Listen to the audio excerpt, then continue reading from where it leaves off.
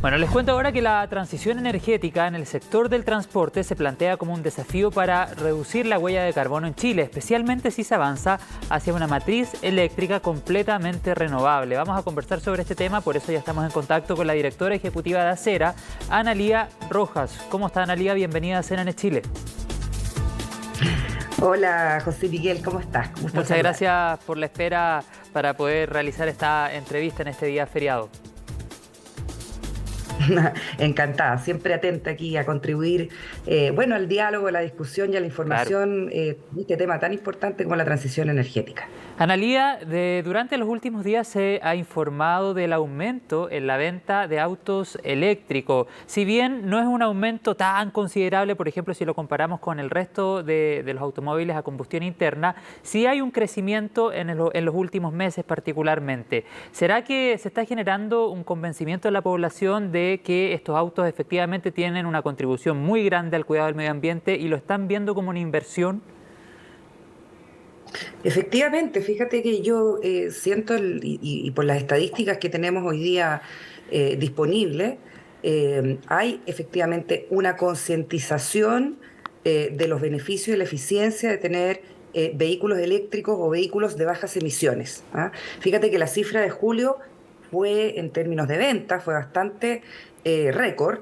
Se vendieron, aquí lo tengo anotado, 487 unidades, pero aún eso representa el 1,6% de la venta total Claro. de vehículos, ¿cierto?, que tenemos en el país. Entonces sigue siendo un porcentaje bajo, pero es récord en términos de lo que ha sucedido en los años anteriores.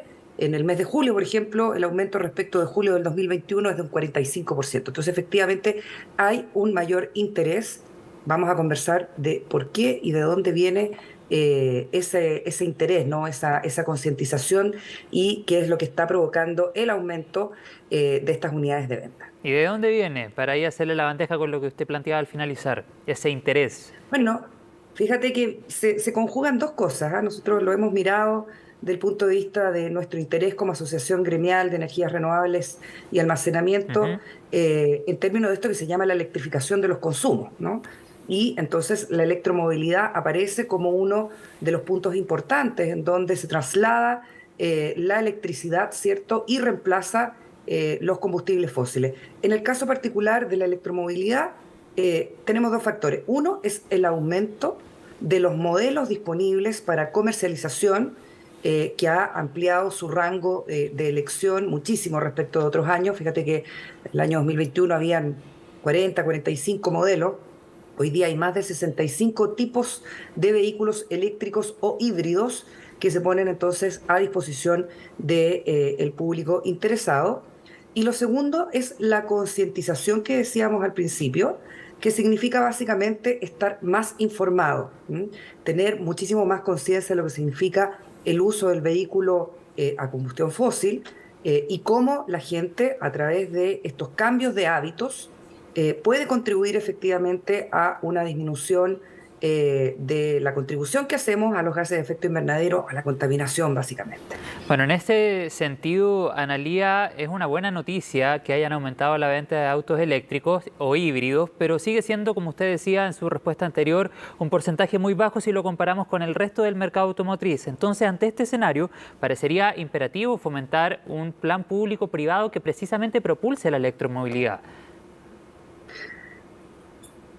Claro, mira, yo creo que este es un tema que hemos venido discutiendo desde hace bastantes años ya. Llevo el año 2017, 18, cuando empieza tímidamente la electromovilidad a hacerse parte de las realidades de la política, ¿cierto? De la política pública, y las discusiones, sobre todo en el Ejecutivo. Yo creo que en ese momento se toma una conciencia, ¿cierto?, de la necesidad de tener una política pública respecto del tema de electromovilidad. Y muy tempranamente en Chile, fíjate, a diferencia de otros países de la región, se acuña, ¿no?, el tema de la electromovilidad como un principio de la política energética de los ministerios de energía que hemos tenido sucesivamente desde el 2018 hasta la fecha. Entonces, nosotros tenemos una estrategia de electromovilidad que considera varios pilares y creo que el más importante es efectivamente hacer la transición, sobre todo en lo que se refiere a flotas de vehículos y de transporte público, que en el fondo con distintos incentivos y distintas regulaciones, hoy día puede exhibir también números bastante significativos, incluso para los niveles de la región de América Latina. En el tema de transporte público, por ejemplo, se ha anunciado para este año y para el próximo año la llegada de más de 1.000 buses eléctricos que se van a incorporar a una flota Sí. existente ya de aproximadamente 800 buses, ¿no? Entonces, esos pilares existen y efectivamente todas las señales indican que la política de electromovilidad se va a seguir fortaleciendo y va a seguir siendo parte de la discusión de la agenda de energía, ¿cierto?, de este gobierno y particularmente de, además, el transporte público llevado principalmente por el Ministerio de Energía y el Ministerio de Transporte. No, sin duda hay un avance grande en el tema del transporte público. Yo creo que nadie lo podría negar, es evidente y se ha ido consolidando a medida va avanzando el tiempo. Pero a nivel ciudadano, a nivel de compra de autos particulares, ¿cree que ahí también podría existir un incentivo? Fíjate que eso no está dentro de la agenda de la política energética y en general en Chile, digamos, hemos tenido bastante precaución respecto del uso de exenciones o de subvenciones o subsidios directamente a la demanda. En lo que se refiere a algo que a las personas nos interesa mucho siempre, ¿cierto? Que es finalmente el precio de adquisición de Claro, uno de siguen estos siendo autos muy vehículos. caros también. Claro, se entiende que hay un valor de vehículos eléctricos, digamos, o híbridos que todavía superan el rango promedio, ¿cierto?, de ese mismo tipo de auto cuando uno hace comparaciones equiparables, ¿no? Parecieran ser autos muchísimo más caros en lo que se refiere a el costo de adquisición.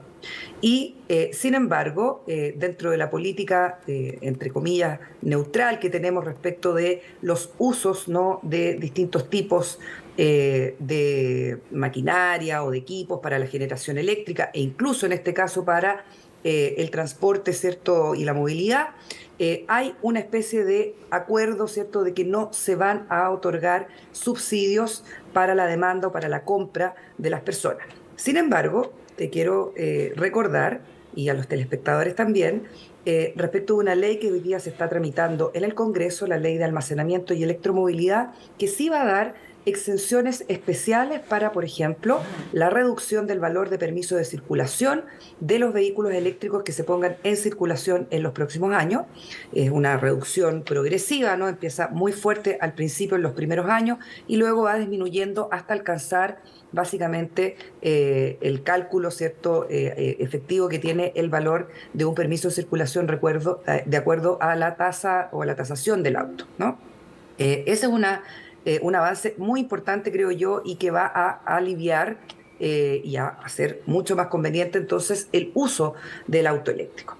Y lo segundo, que creo que también es importante recordar cuando uno hace finalmente las cuentas de lo que significa el costo de tener un vehículo, ¿no?, de cualquier naturaleza, es que en el uso, ¿cierto? Y sobre todo en lo que se refiere a la carga de este combustible, en el fondo, entre comillas, porque es la electricidad lo que va a hacer mover este auto, esa carga eléctrica termina siendo muchísimo más económica, ¿cierto?, del punto de vista del uso, y por lo tanto de ahí donde vienen los ahorros que se equiparan con ese mayor valor que hoy día exhiben Claro. los costos de adquisición del vehículo eléctrico. Sí, pero faltan todavía más puntos de carga. Analía Rojas, directora ejecutiva de Acera, quiero agradecerle su tiempo con CNN Chile para hablar de este tema que es súper relevante y en el cual nos tenemos que involucrar todos y todas. Muchas gracias.